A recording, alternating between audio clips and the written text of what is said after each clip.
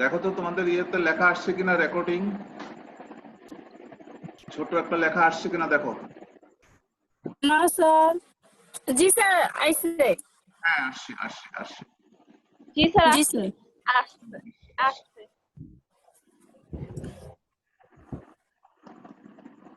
দ্বিতীয় পত্র।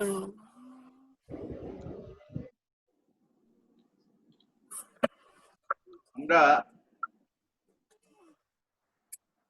শুরু করতেছি। জি স্যার।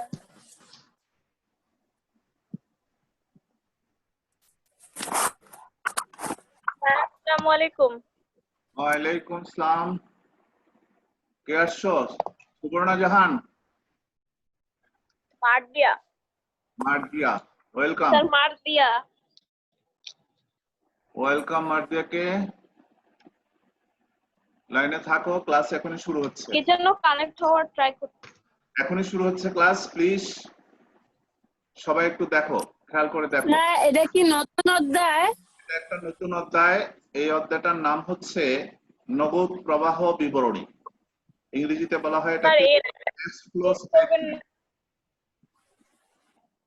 এটা হিসাব বিজ্ঞান দ্বিতীয় পত্রের তৃতীয় অধ্যায়। তৃতীয় অধ্যায়। তুলনামূলকভাবে একটা ছোট অধ্যায়। আর বিশেষ করে যাদের ফিনান্স আছে, ফিনান্সেও কিন্তু এই অধ্যায়টা আছে। সেই জি স্যার। হিসাবে এই অধ্যায়টা একটু ভালো করে শিখলে একদিকে হিসাব বিজ্ঞানে উপকৃত হবে, অন্যদিকে ফিনান্সেও উপকৃত হবে। কাজেই এই অধ্যায়টা আমরা একটু ভালো করে বোঝার চেষ্টা করি। আচ্ছা স্যার। নগদ প্রবাহ বিবরণী। নগদ বলতে এখানে বোঝাচ্ছে ক্যাশ টাকা, ব্যাংক ব্যালেন্স। লিকুইড মানিটাকেই মূলত নগদ বোঝায়। আমার হাতে টাকা যেটা আছে সেটাই নগদ এমন নয়। এখানে নগদ বলতে ক্যাশ অ্যান্ড ক্যাশ ইকুইভ্যালেন্ট বোঝাবে, অর্থাৎ নগদ এবং নগদের সমতুল্য যেগুলো, এই সবগুলোকে নগদ বোঝাবে। তো এই যে নগদ অর্থ কারবারে আসে, কারবার থেকে যায়, কোথা থেকে আসে কোথায় যায়, তার একটা বিবরণকেই ক্যাশ ফ্লো স্টেটমেন্ট বা নগদ প্রবাহ বিবরণী বলা হয়। আমরা জানি এই ক্যাশ ফ্লো স্টেটমেন্ট শেখার পর একজন শিক্ষার্থী কি জানতে পারবে, কি শিখতে পারবে। এখানে আমি লিখেছি এই অধ্যায় পাঠ শেষে শিক্ষার্থীগণ নগদ প্রবাহ বিবরণী কি তা জানতে পারবে। একটি প্রতিষ্ঠানের নগদ অর্থের আগমনের উৎস, সোর্সেস অফ ক্যাশ ইনফ্লোজ। সোর্স মানে উৎস, আর অফ ক্যাশ ইনফ্লোজ মানে নগদ অর্থ আগমনের উৎস, এবং নগদ অর্থের বহির্গমন খাত, ইউজেস অফ ক্যাশ আউটফ্লোজ সম্পর্কে বিস্তারিত জানতে পারবে। তার মানে ক্যাশ টাকা কোথা থেকে আসে এবং কোথায় যায়, সেই আসার উৎস এবং যাওয়ার খাত সম্পর্কে শিক্ষার্থীরা পরিপূর্ণভাবে জানতে পারবে। 3 নাম্বার, আন্তর্জাতিক হিসাবমান সাত অনুযায়ী নগদ প্রবাহ বিবরণী তৈরি করতে পারবে। নগদ প্রবাহ বিবরণী তৈরি, এটাই তোমাদের পরীক্ষায় আসবে। কাজে এটা কিভাবে তৈরি করতে হয় এই সংক্রান্ত নিয়ম কানুন গুলো আমরা এই অধ্যায়ে জানবো এবং শিখবো। আমি পরবর্তী অধ্যায়ে যাচ্ছি, যেখানে লেখা হয়েছে নগদ প্রবাহ বিবরণী বা ক্যাশ ফ্লো জিনিসটা কি, তার একটা ছোট্ট বর্ণনা এখানে দেওয়া আছে। তোমরা একজনে পড়বে। তাসনুবা পড়ো, তাসনুবা পড়ো, জি স্যার। স্ক্রিনটা পড়ো। হ্যালো। হ্যাঁ পড়ো, তাসনুবা পড়ো। পড়তে বলতে এটা পাকে। হ্যাঁ স্যার পড়তেছি। হ্যাঁ পড়ো। পড়। স্যার এটা পড়বো? হ্যাঁ জি। নগদ প্রবাহ বিবরণী, ক্যাশ ফ্লো স্টেটমেন্ট কোনো ব্যক্তি বা প্রতিষ্ঠানের একটি নির্দিষ্ট সময়ের নগদ অর্থের আগমন, ক্যাশ ইনফ্লোস এবং নগদ অর্থের নির্গমন, ক্যাশ আউটফ্লোস দেখিয়ে যে বিবরণী তৈরি করা হয় তাকে নগদ প্রবাহ বিবরণী বলে। এর মূল প্রতিপাদ্য বিষয় হলো বিশদ আয় বিবরণীর অন্তর্ভুক্ত দফা সমূহকে জমার ভিত্তিতে অ্যাক্রুয়াল বেসিস বিবেচনা না করে কেবলমাত্র নগদ লেনদেনের ভিত্তিতে ক্যাশ বেসিস বিবেচনা করা হয়। বিশদ আয় বিবরণী থেকে প্রতিষ্ঠানের লাভজনকতা যাচাই করা গেলেও দায় পরিশোধ ক্ষমতা জানা সম্ভব হয় না। নগদ অর্থের পর্যাপ্ততা তথা দায় পরিশোধ ক্ষমতা জানার জন্য মূলত নগদ প্রবাহ বিবরণী প্রস্তুত করা হয়। এবার আমি একটু পড়ি, সবাই একটু কান পেতে শোনো, না বুঝলে পরে আমাকে প্রশ্ন করবে, এখন প্রশ্ন করবে না। বিস্তারিত ব্যাখ্যা দিচ্ছি আমি। দেখো, কোনো ব্যক্তি বা প্রতিষ্ঠানের একটি নির্দিষ্ট সময়ের নগদ অর্থের আগমন মানে ক্যাশ ইনফ্লোস এন্ড নগদ অর্থের নির্গমন মানে ক্যাশ আউটফ্লোস দেখিয়ে যে বিবরণী তৈরি করা হয় তাকে নগদ প্রবাহ বিবরণী বলে। তার মানে নগদ অর্থ কোথা থেকে আসলো, কোথায় গেল, তার পূর্ণাঙ্গ বিবরণ তুলে ধরে যে স্টেটমেন্ট তৈরি করা হয় সেটাকে নগদ প্রবাহ বিবরণী বলে। এর মূল প্রতিপাদ্য বিষয় হলো, মানে নগদ প্রবাহ বিবরণী যে আমরা করব এটার মূল প্রতিপাদ্য বিষয় হলো বিশদ আয় বিবরণীর অন্তর্ভুক্ত দফাসমূহকে জমার ভিত্তিতে মানে অ্যাকুরাল কাস্ট বেসিস বিবেচনা না করে কেবলমাত্র নগদ লেনদেনের ভিত্তিতে মানে ক্যাশ বেসিস বিবেচনা করা হয়। এই যে সেন্টেন্সটা, এটা একটু ব্যাখ্যার দাবি রাখে। এখানে অ্যাকুরাল বেসিস আর ক্যাশ বেসিস দুইটি শব্দ আছে, এই দুটি শব্দের একটু ব্যাখ্যা প্রয়োজন। তোমরা একটু নিশ্চয়ই জানো, তোমরা বিশদ আয় বিবরণীতে আমরা যে সমস্ত আয় ব্যয় লিখি, আয়গুলো যোগ করি আর ব্যয়গুলো বাদ দিই। এই আয় ব্যয়গুলো তিন ধরনের হয়ে থাকে। আয় ব্যয়গুলো ওখানে যে লিখি কয় ধরনের হয়ে থাকে? তিন ধরনের। একটাকে বলা হয় ক্যাশ ট্রানজাকশন মানে নগদ আয় ব্যয়, একটাকে বলা হয় ক্রেডিট ট্রানজাকশন মানে ধারে আয় ব্যয়, আরেকটাকে বলা হয় নন ক্যাশ ট্রানজাকশন মানে অনগদ আয় ব্যয়। আমরা বিশদ আয় বিবরণীতে এই তিন ধরনের আয় ব্যয় লিখি। লক্ষ্য করার বিষয়, শুধু নগদ লেনদেনই ক্যাশ টাকা আসে এবং যায়, কিন্তু ধারে লেনদেন এবং অনগদ লেনদেনে কোনো ক্যাশ টাকা আসেও না, যায়ও না। হ্যাঁ, ক্যাশ টাকা আসেও না, যায়ও না। তাইলে আমরা বিশদ আয় বিবরণীতে নগদ, অনগদ এবং ধারে এই তিন ধরনের আয় ব্যয় লিখেই কিন্তু আমরা মুনাফা নির্ণয় করি, কারণ তিন ধরনের আয় ব্যয়ের ফলাফলই হচ্ছে মুনাফা বা ক্ষতি। কিন্তু নগদ প্রবাহ বিবরণী যেটা, সেটা কিন্তু শুধুমাত্র নগদ অর্থের আগমন হয় এবং নগদ অর্থের নির্গমন হয় এমন লেনদেনগুলোকে বিবেচনা করে। তাইলে আমরা বলতে পারি যে বিশদ আয় বিবরণীতে যে লাভ ক্ষতি নির্ণয় করা হয় আর ক্যাশ ফ্লো স্টেটমেন্ট বা নগদ প্রবাহ বিবরণীতে যে নগদ অর্থের আগমন এবং নির্গমনের বিবরণী তৈরি করা হয়, দুটা একেবারেই আলাদা জিনিস। এখানে বিশদ আয় বিবরণীটা হয় অ্যাকুরাল বেসিস, অর্থাৎ এখানে নগদে লেনদেন, ধারে লেনদেন এবং অনগদ লেনদেন এই তিন ধরনের লেনদেনের যে আয়গুলো যোগ করা হয় এবং ব্যয়গুলো বিয়োগ করা হয়। কিন্তু নগদ প্রবাহ বিবরণীর প্রতিপাদ্য বিষয় হলো এখানে শুধু ক্যাশ বেসিস হবে, অর্থাৎ শুধুমাত্র নগদে আসছে এবং নগদে গেছে এমন লেনদেনগুলোই এখানে লেখা হয়। আর বিশদ আয় বিবরণীতে শুধু আয় ব্যয় লেখা হয়, কিন্তু নগদ প্রবাহ বিবরণীতে নগদ আয়, নগদ ব্যয়ও লেখা হয়, পাশাপাশি অন্য কোনো কারণে টাকা আসলে এবং গেলে সেটাও নগদ প্রবাহ বিবরণীতে লেখা হয়। তাইলে আমরা বলতে পারি যে নগদ আর বিশদ আয় বিবরণী দুটো আলাদা জিনিস। বিশদ আয় বিবরণীটা করা হয় অ্যাকুরাল বেসিস মানে জমার ভিত্তিতে, আর নগদ প্রবাহ বিবরণীটা তৈরি করা হয় ক্যাশ বেসিস মানে শুধু নগদ লেনদেনের ভিত্তিতে। বিশদ আয় বিবরণী থেকে প্রতিষ্ঠানের লাভজনকতা যাচাই করা গেলেও বিশদ আয় বিবরণী থেকে তোমরা জানো বা তোমরা করেছো এখানে লাভ বা ক্ষতি নির্ণয় করা হয়, তাই না? কিন্তু দায় পরিশোধ ক্ষমতা বিশদ আয় বিবরণী থেকে জানা সম্ভব নয়। এই দায় পরিশোধ ক্ষমতা জানার উদ্দেশ্যে অথবা নগদ অর্থের পর্যাপ্ততা বা দায় পরিশোধ ক্ষমতা জানার জন্যই মূলত বিবরণী তৈরি করা হয়। একটা প্রতিষ্ঠানের নগদ প্রবাহকে তার রক্ত প্রবাহের সাথে তুলনা করা হয়। একটা মানুষের শরীরের রক্ত প্রবাহ কোনো কারণে বিঘ্নিত হলে বা রক্ত প্রবাহ বন্ধ হয়ে গেলেই মানুষকে মৃত বলে ঘোষণা করা হয়। ঠিক একইভাবে একটি ব্যবসা প্রতিষ্ঠানের নগদ প্রবাহটা হচ্ছে মানুষের শরীরের রক্ত প্রবাহের মতো। যে কোনো সময় নগদ প্রবাহে কোনো বিঘ্ন তৈরি হলে ওই প্রতিষ্ঠানটির মৃত্যু ঘটে অথবা ওই প্রতিষ্ঠানটি অচল হয়ে পড়ে। কাজেই এত গুরুত্বপূর্ণ যে বিষয়, সেই নগদ অর্থ সেটা কি পরিমাণে আসছে, কি পরিমাণে যাচ্ছে, কখন কি পরিমাণ উদ্বৃত্ত থাকছে, তার একটা সঠিক হিসাব নিকাশ রাখা প্রতিটা কারবারের জন্য খুবই জরুরি।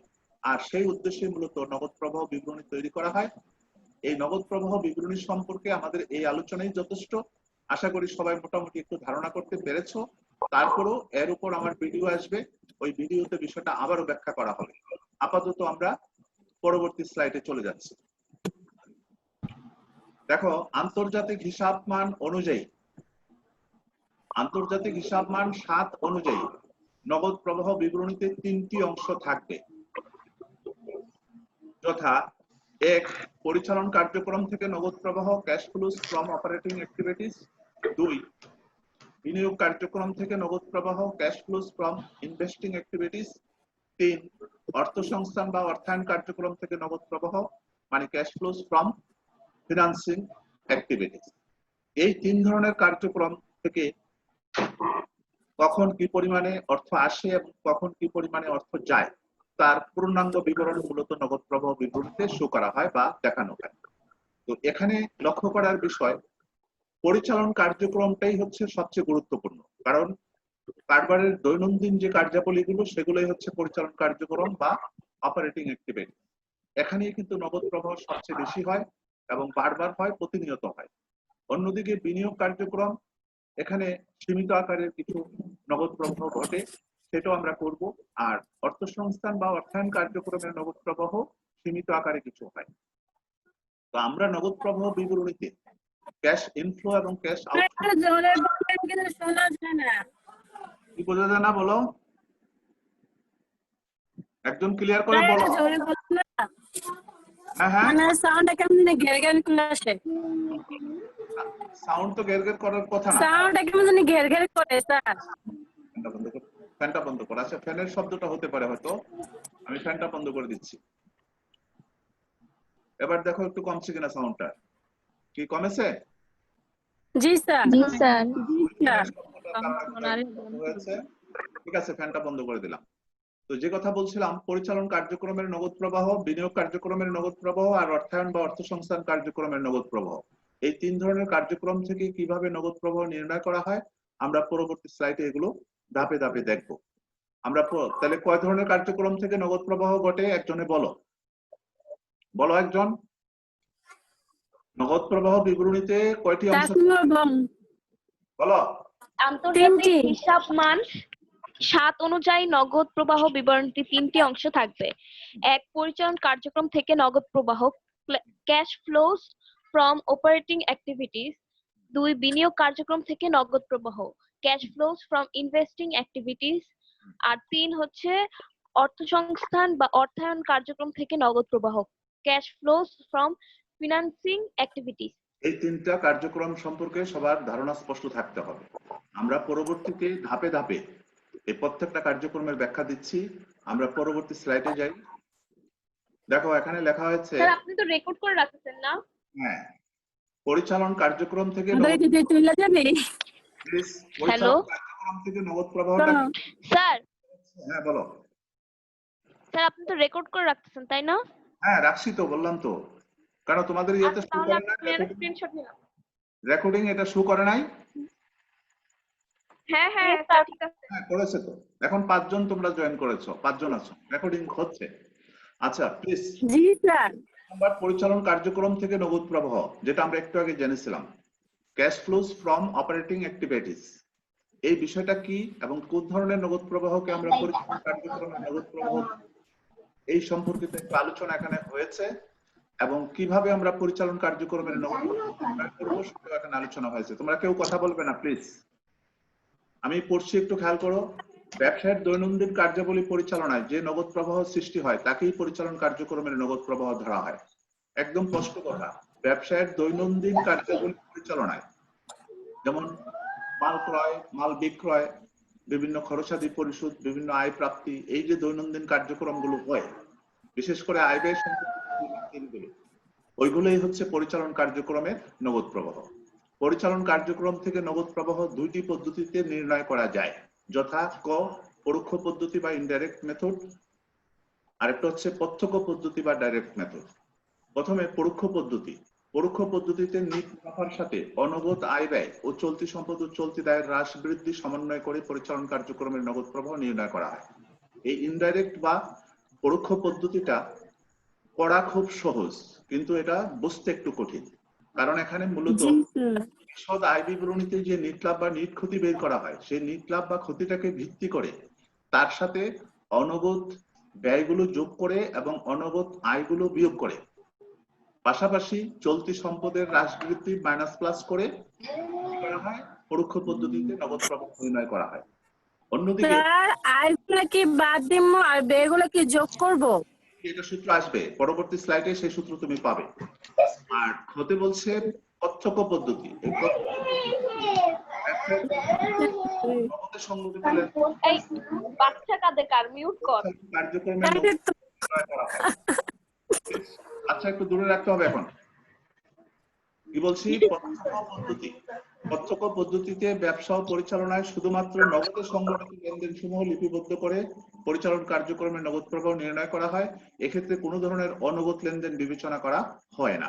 এই প্রত্যক্ষ পদ্ধতিটা হচ্ছে সরাসরি নগদে আসছে যে লেনদেনগুলো এবং নগদে পরিশোধ হয়েছে যে লেনদেনগুলো, শুধু ওই লেনদেনগুলোকে নিয়েই নগদ প্রবাহ বিবরণীটা তৈরি করা হয়।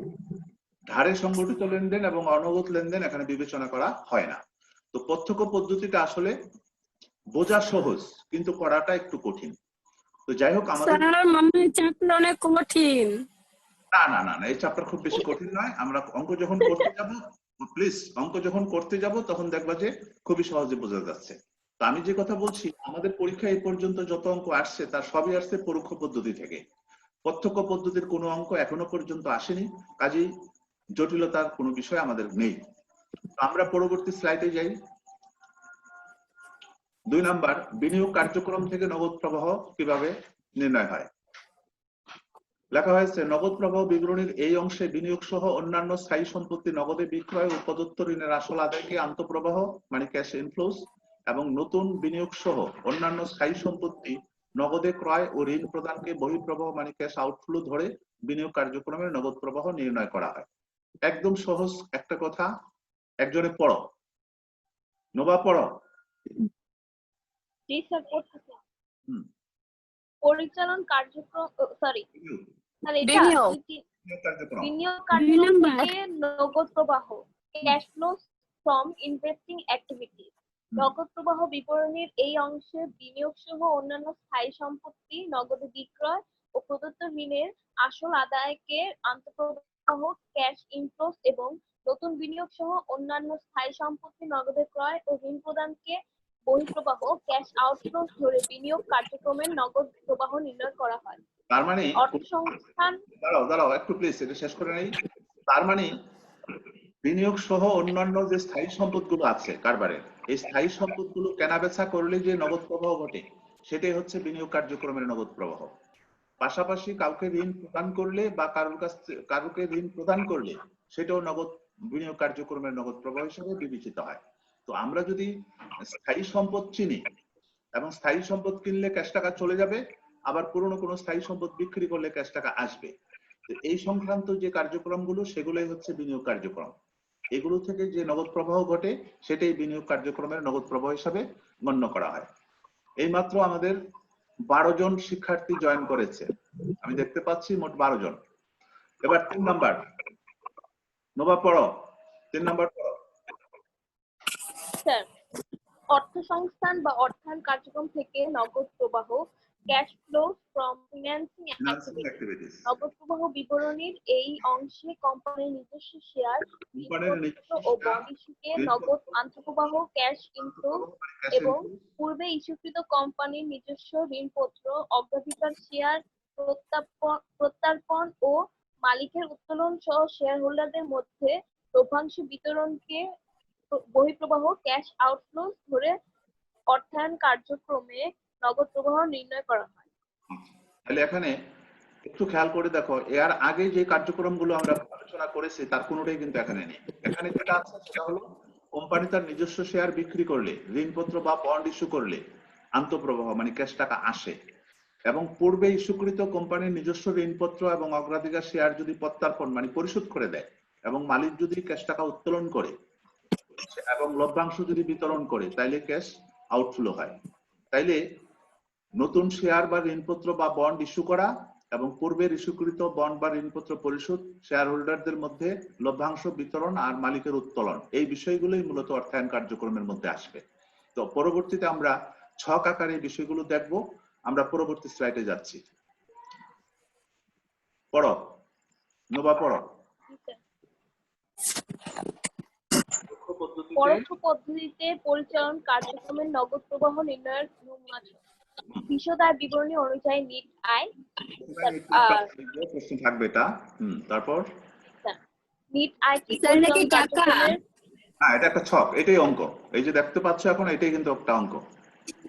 অঙ্কের নিট আয়কে পরিচালন কার্যক্রমের নগদ প্রবাহে রূপান্তরের সমন্বয় সমূহ: যোগ অনগদ ব্যয় বা খরচ, স্থায়ী সম্পত্তির অবচয় খরচ, অদৃশ্য ও অলিক সম্পত্তির অবলোপন বা হ্রাস, স্থায়ী সম্পদ বিক্রয়জনিত ক্ষতি, চলতি সম্পদের হ্রাস নগদ ব্যতীত, চলতি দায়ের বৃদ্ধি, প্রদেয় বন্ডের অবলোপন, অনাদায়ী পাওনা সঞ্চিতির বৃদ্ধি। কাজে এই আইটেমগুলো যোগ যোগ করে হচ্ছে আউটার কলামে লিখবো। তারপর তারপর বিয়োগ খরচ চলতি সম্পদের বৃদ্ধি, চলতি দায়ের হ্রাস, স্থায়ী সম্পদ বিক্রয়জনিত লাভ, অনাদায়ী পাওনা সঞ্চিতি হ্রাস। তিনটা যোগ করে হচ্ছে আউটার কলামে হচ্ছে ওইটা থেকে বাদ দিব নিট আয়। তাহলে কি আসবে? পরিচালন বাদ দিব, তারপর পরিচালন কার্যক্রম থেকে নিট নগদ প্রবাহটা বের হয়ে যাবে। আচ্ছা, আমি একটু বলছি, খেয়াল করো। এখানে দেখো, প্রথমে বিশদ আয় বিবরণী অনুযায়ী নিট লাভটা আমরা আউটারে লিখেছি। এখন এই নিট লাভটা প্রশ্ন দেওয়া থাকবে। হ্যাঁ হ্যাঁ, এটা প্রশ্নপত্রে দেওয়া থাকবে। এই নিট লাভটা প্রশ্নপত্রে দেওয়া থাকবে। আমরা প্রথমে এই যে নিট লাভটা আমরা পেয়েছি, কোথায় পেয়েছি? নিঃসন্দেহে বিশদ আয় বিবরণী করে পেয়েছি। এখন বিশদ আয় বিবরণীতে আমরা কি লিখেছি? নগদে, অনুরোধ এবং ধারে সব ধরনের আয় ব্যয় লিখেছি। তো আমরা যদি এই সব ধরনের আয় ব্যয় লিখে যে পেলাম, নিট লাভের সাথে অনগদ ব্যয়গুলো যদি আমরা যেগুলো করেছিলাম এগুলো যদি যোগ করে দেই, আবার অনগদ আয়গুলো যেগুলোকে আমরা যোগ করেছিলাম এখন যদি সেগুলোকে বিয়োগ করে দেই, তাইলে কি হবে? নিট মুনাফাটাই নিট নগদ প্রবাহে রূপান্তর হয়ে যাবে। আমাদের টাইম। আসসালামু আলাইকুম। আস্তে আস্তে তোর কানে লাগে। আমার ক্লাসে 22 জন, এই মাত্র 22 জন আছে। আসলে টাইম শোনো, তোমরা উঠে যাবে না প্লিজ। 10 মিনিট আমাকে সময় দিচ্ছে, 10 মিনিট পরে লাইন কাটাতে হবে। আমি 10 মিনিট পরে তোমরা থাকবে, আমি পুনরায় আবার জয়েন করব। আচ্ছা প্লিজ, নিট মুনাফা হয়ে যাবেন।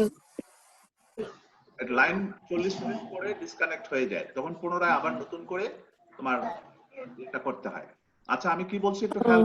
এই মুহূর্তে একটা শুভ সংবাদ হলো, এই মুহূর্তে তোমরা 22 জন অ্যাক্টিভ আছো টোটাল। আমি দেখতে পাচ্ছি এই মুহূর্তে 22 জন আছে ক্লাসে। আচ্ছা প্লিজ, বিশদ আয় বিবরণী অনুযায়ী এগুলো কি মুখস্থ করতে হবে? শোনো, কেউ কথা বলো না। এই নিট মুনাফাটাকে নিট নগদ প্রবাহে রূপান্তর করাটাই হচ্ছে পরিচালন কার্যক্রমের নগদ প্রবাহ নির্ণয়। পরোক্ষ পদ্ধতিতে মূলত নিট লাভ বা নিট ক্ষতিকে ভিত্তি করেই। স্যার, আমরা তো 8 জন আছি। এখন 24 জন আছে টোটাল ক্লাসে। টোটাল এখন ক্লাসে 24 জন আছে। তোমরা কথা বলো না প্লিজ। আমরা যেটা দেখতে পাচ্ছি, এখানে দেখো নিট লাভের সাথে অনগদ ব্যয় বা খরচগুলো আমরা যোগ করেছি। আর অদৃশ্য বা অলিক সম্পত্তির অবলোপন, যেটা অনগদ ব্যয়, এটাও আমরা যোগ করেছি।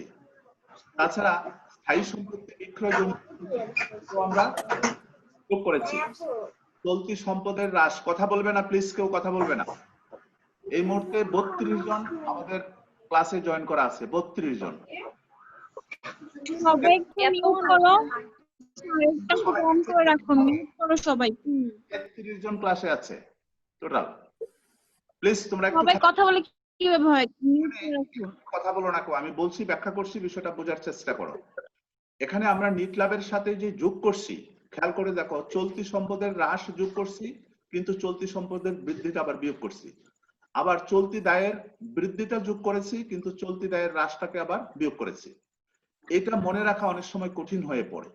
তার কারণ কোনটা যোগ হবে কোনটা বিয়োগ হবে এটা নিয়ে স্টুডেন্টে খুব সমস্যায় পড়ে যায়। তবে এখানে বিষয়টা মনে করার বা মনে রাখার একটা সহজ উপায় আছে।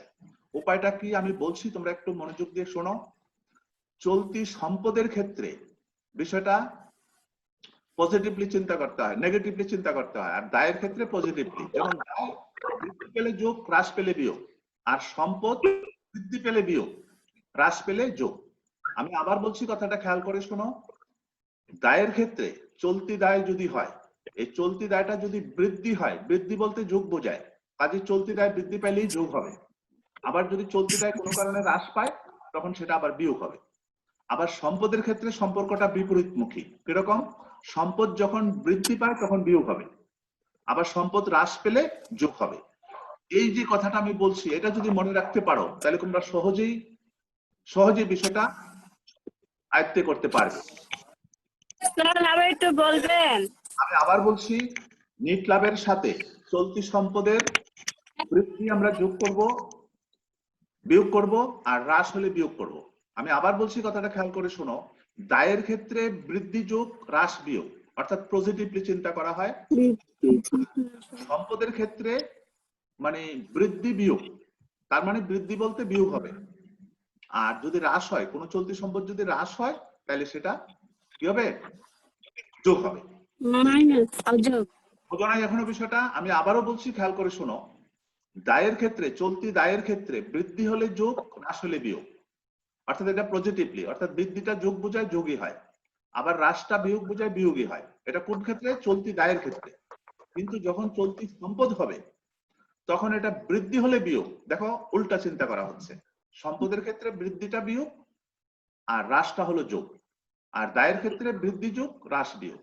অর্থাৎ নিট লাভের সাথে আমরা চলতি সম্পদের হ্রাস বৃদ্ধি যে যোগ করব, চলতি দায়ের যে হ্রাস বৃদ্ধি যোগ করব, কোনটা যোগ হবে কোনটা বিয়োগ হবে এই নিয়ে স্টুডেন্টরা বিভ্রান্তিতে পড়ে। আরেকটা বিভ্রান্তি হলো, চলতি সম্পদ চলতি দায় অনেকে চেনে না। যারা না চেনে তাদের জি স্যার। তো আমরা আশা করি তোমরা সবাই চলতি সম্পদ চলতি দায় চেনো, এবং এই চলতি সম্পদ চলতি দায়ের যে হ্রাস বৃদ্ধি সেটা কিন্তু আমাদের প্রশ্নে বলে দেবে, বা আমরা বের করে নেব। আমরা পরবর্তী স্লাইডে যাচ্ছি। একটু পড়ো টম্পা, দ্রুত পড়ো, দ্রুত পড়ো। পরিচালন কার্যক্রম থেকে যে নগদ প্রবাহ পেলাম, এটা আউটারে লিখলাম। এবার পড়ো, বিনিয়োগ কার্যক্রম থেকে নগদ প্রবাহ পেয়েছো? এখন আমরা পুরো নগদ প্রবাহ বিবরণী করতেছি। এই বিনিয়োগ কার্যক্রমের নগদ প্রবাহ নির্ণয়, এটা খুবই ছোট। দেখো, যোগ হবে দীর্ঘমেয়াদী বিনিয়োগ এবং অন্যান্য স্থায়ী সম্পদ বিক্রয় আর প্রদত্ত ঋণের আসল টাকা আদায় হলে। যেমন আমরা ঋণ প্রদান করছিলাম 10,000, এখন আদায় হয়েছে 11,000। এই যে 1,000 বাড়তি আদায় হয়েছে সেটা না, শুধুমাত্র 10,000 টাকাই আমার যোগ হবে। আর বিয়োগ হবে দীর্ঘমেয়াদী বিনিয়োগ, অন্যান্য স্থায়ী সম্পত্তি ক্রয়, সেই সাথে ঋণ প্রদান। মূলত এই ধরনের আইটেমগুলোই যোগ বিয়োগ হবে। এটা একটা সূত্র, এটা তোমাকে অবশ্যই শিখে নিতে হবে। এইভাবে আমার যোগ বিয়োগের পরে বিনিয়োগ কার্যক্রমের নগদ প্রবাহ আসবে। সবশেষে আসছে অর্থায়ন বা অর্থ সংস্থান কার্যক্রম থেকে নগদ প্রবাহ। এখানেও যোগে আসবে সাধারণ বা অগ্রাধিকার শেয়ার ইস্যু, বন্ড বা ঋণপত্র ইস্যু বা ঋণ গ্রহণ। আর বিয়োগ হবে উত্তোলন বা লভ্যাংশ বিতরণ, আর বন্ড, ঋণপত্র, অগ্রাধিকার শেয়ার প্রত্যার্পণ বা ঋণ পরিশোধ, এইগুলো বিয়োগ হবে। এভাবে প্লাস মাইনাস করে আমরা অর্থায়ন কার্যক্রমের নগদ প্রবাহটা আউটারে লিখব। এবার দেখো, আউটারে 3টা রেজাল্ট আসছে। প্রথমে পরিচালন কার্যক্রমের নগদ প্রবাহ, তারপরে বিনিয়োগ কার্যক্রমের নগদ প্রবাহ, তারপরে অর্থায়ন কার্যক্রমের নগদ প্রবাহ। এই তিনটাকে একত্রে যোগ করলে যোগফলটা যদি ফিগার হয়, তাহলে এটাকে বলা হয় নগদ অর্থ বৃদ্ধি।